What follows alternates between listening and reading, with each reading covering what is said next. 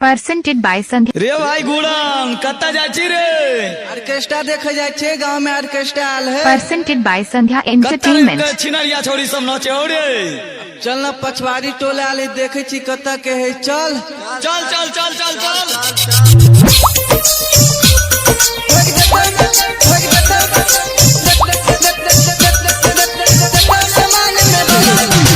music director Nitish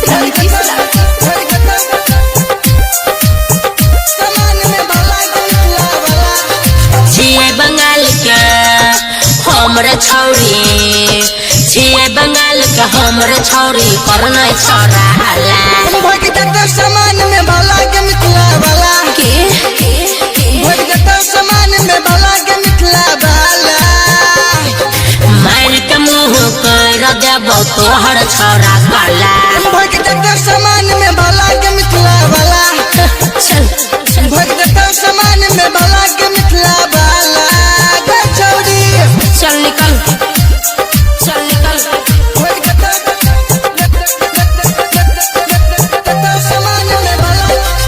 music director Nitish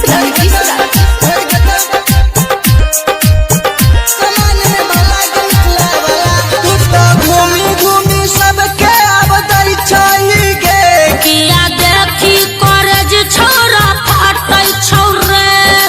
रे कोढ़िया बोले घूमी घूमी सबके अब दई छही गे किया देखी करज छोरा फाटै छौरे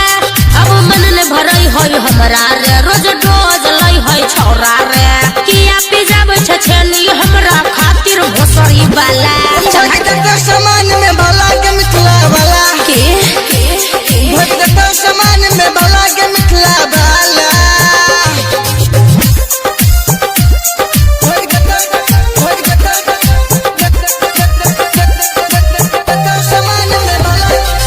म्यूजिक डायरेक्टर नीतीश